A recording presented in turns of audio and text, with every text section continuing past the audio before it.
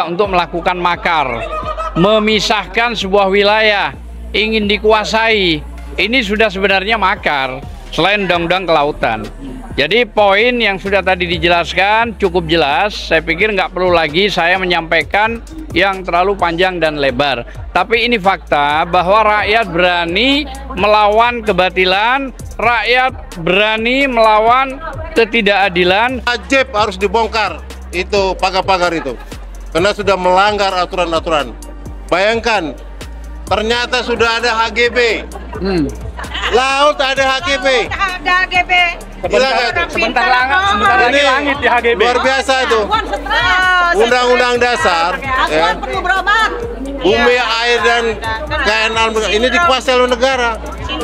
Sebetulnya apa yang dilakukan oleh Aguan CS itu sampai dengan batas persidangan ini ataupun yang kita ketahui sampai saat ini mereka tetap tidak mengakui, ya, tidak mengakui adanya pagar-pagar di laut itu yang sudah mencapai sekitar 11 km ya panjangnya. Kira-kira seperti itu.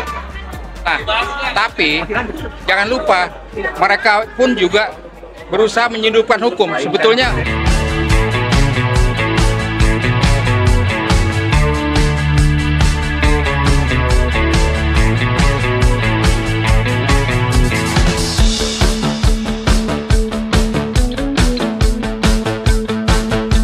Ini tadi sudah dijelaskan panjang lebar sama Ahmad Kuzinuddin. Nah, kalau saya mengawali kasus ini ada pasal 106, 107, yaitu sudah mencoba untuk melakukan makar, memisahkan sebuah wilayah, ingin dikuasai. Ini sudah sebenarnya makar, selain undang-undang kelautan.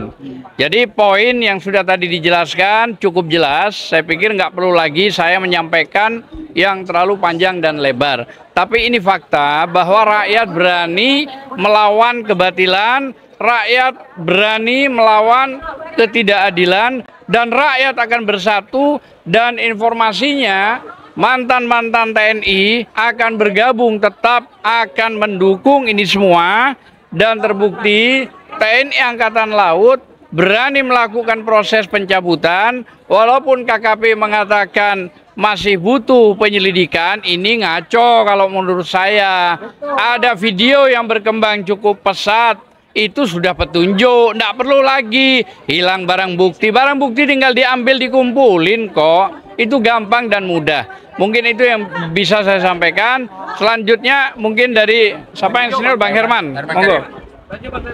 Ayo. Maju, Bang. Awas. oh itu mah. Awas jatuh, udah ya. Maju, Bang. Assalamualaikum warahmatullahi wabarakatuh. Waalaikumsalam warahmatullahi wabarakatuh. Aguan takut diperstek. Betul. Mereka hadir hari ini karena takut diperstek. Saya bilang, kalau dia tidak hadir sampai 3 kali, dipanggil tidak hadir, diperstek oleh pengadilan.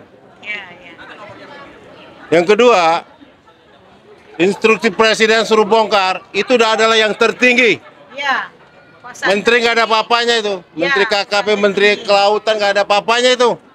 Karena sudah perintah presiden untuk bongkar itu. Saya dengar sekarang sudah 2 km. Ya mudah-mudahan sebentar lagi selesai. Hukumnya wajib harus dibongkar itu pagar-pagar itu, karena sudah melanggar aturan-aturan. Bayangkan, ternyata sudah ada HGB. Laut ada HGB. Ada HGB. Sebentar lagi langit di HGB. Luar biasa itu. Undang-undang dasar, ya, bumi, air, dan kekayaan alam ini dikuasai oleh negara. Air itu dikuasai oleh negara, nggak boleh ada swasta bisa menguasai air itu, nggak boleh. Laut itu nggak boleh dikuasai oleh. Apalagi ada putusan MK, tidak boleh menerbitkan sertifikat di atas laut, nggak ada. Kok berani-beraninya gitu loh. Ini saya minta diusut tuntas tuh kepala BPN-nya itu yang menerbitkan sertifikat itu. Harus itu. Bila perlu dipecat. Udah pasti itu dipecat kepala BPN yang mengeluarkan itu. BPN mana itu? Masa ada sertifikat? Ah, ini sudah tidak benar. Artinya itu menunjukkan ketidakbecusan mengelola negara. Artinya itu. orang-orang pejabat negara yang bermain-main api di sini itu mohon untuk dipecat. Kenapa? Mereka pengkhianat negara, pengkhianat bangsa. Mereka dengan menjual aset-aset negara dengan harga murah. Bayangkan saja, dalam waktu singkat, kok bisa ada HGB di atas laut? Ini kita pertanyakan ini.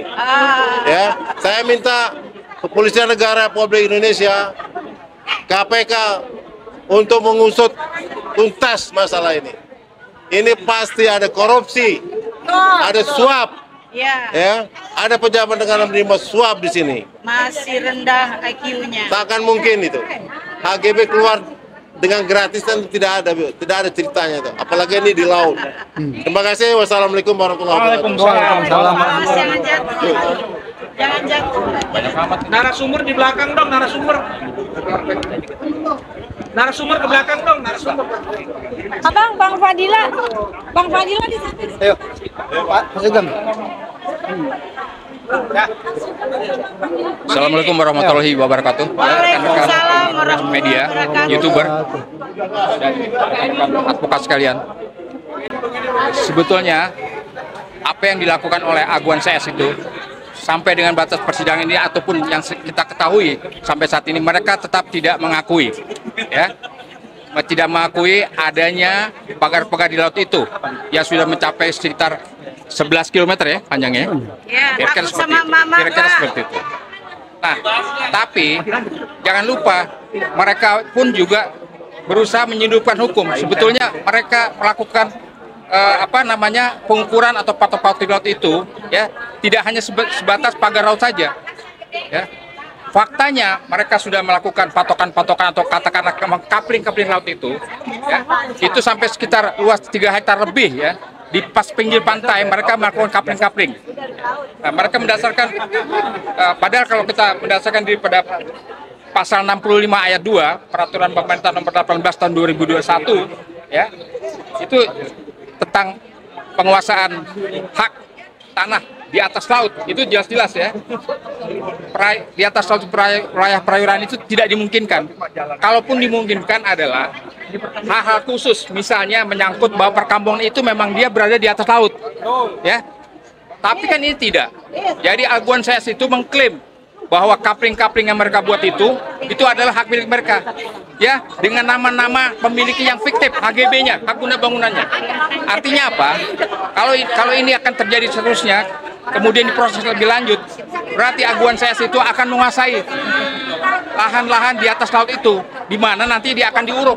Setelah diuruk dia menjadi lahan, dan itu sudah disiapkan dari 2 tahun yang lalu sertifikat-sertifikat itu, begitu ya. Jadi kemudian kalau setelah itu diuruk kemudian menjadi lahan, mereka tinggal mengklaim saja. Dan itu nama-nama itu adalah nama-nama fiktif, ya, nama-nama bikinan saja dari langit.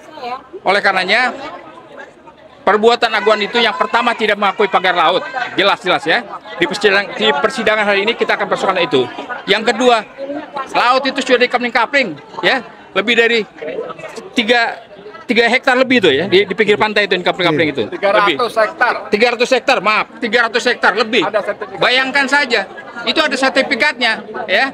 Jadi benar-benar negara ini akan dipunjujangi, dan BPN tahu itu, ya, karena ada kopi sertifikatnya yang menandatangani oleh orang BPN. Ya, BPN berarti secara tidak langsung terlibat, gitu, ya. Jadi jelas-jelas ini ada laut yang akan dimiliki oleh pihak mereka. Ini jelas, ini nanti akan menjadi persoalan sendiri dan berikutnya akan jadi bagian dari gugatan kita. Terima kasih. Sementara adalah itu. Ada lagi? Pak Sugeng.